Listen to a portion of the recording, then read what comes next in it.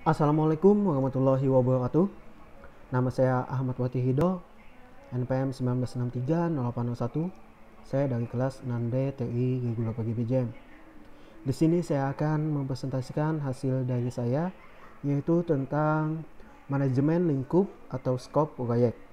Mata kuliah manajemen perangkat lunak. Langsung saja.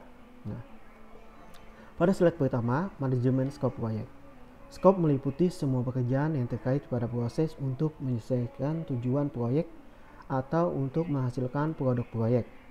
Bisa kita lihat di sini, manajemen skop proyek meliputi proses mendefinisikan dan mengendalikan pekerjaan-pekerjaan apa saja yang termasuk dalam proyek.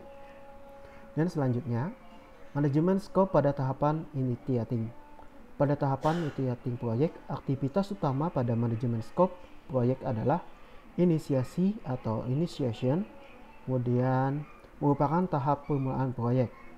Pada tahapan ini, baik tim proyek maupun stakeholder proyek harus mempunyai komitmen dan kesepakatan yang sama tentang proyek yang akan dikerjakan. Saya lihat di sini. Dan selanjutnya, inisiasi proyek ada 4 kategori atau ada 4 macam.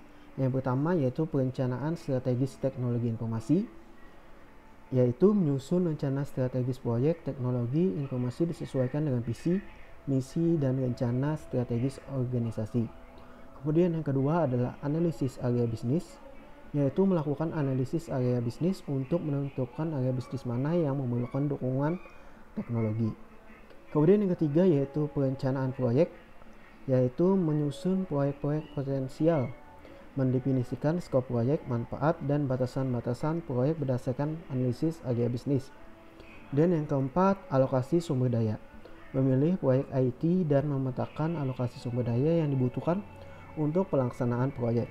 Selanjutnya, fokus pada kebutuhan organisasi. Nah, organisasi mengidentifikasikan beberapa proyek potensial sebagai bagian dari proses perencanaan strategis. Akan tetapi, daftar proyek potensial membutuhkan penjelasan lebih lanjut untuk dipilih proyek-proyek mana yang menguntungkan.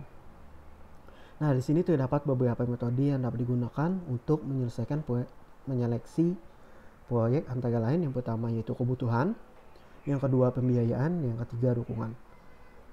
Udah, untuk penjelasannya kita lihat di sini. Nah, selanjutnya, metode seleksi proyek. Organisasi mengidentifikasikan beberapa proyek potensial sebagai bagian dari proses perencanaan strategis. Akan tetapi, daftar proyek potensial membutuhkan penjelasan lebih lanjut untuk dipilih proyek-proyek mana yang menguntungkan. Terdapat beberapa metode yang dapat digunakan untuk menyeleksi proyek. Antara lain yang pertama yaitu fokus pada kebutuhan organisasi. Kemudian yang kedua, kategorisasi proyek teknologi informasi. Kemudian yang ketiga, pengukuran proyek berdasarkan analisis nilai investasi proyek. Kemudian yang keempat, menggunakan model skor terbobot atau weight scoring model. Nah, kategorisasi proyek teknologi informasi ada 3, yaitu yang pertama, problem solving, yaitu untuk mengatasi masalah yang sedang terjadi dalam organisasi atau dalam rangka mengantisipasi kemungkinan terjadinya masalah.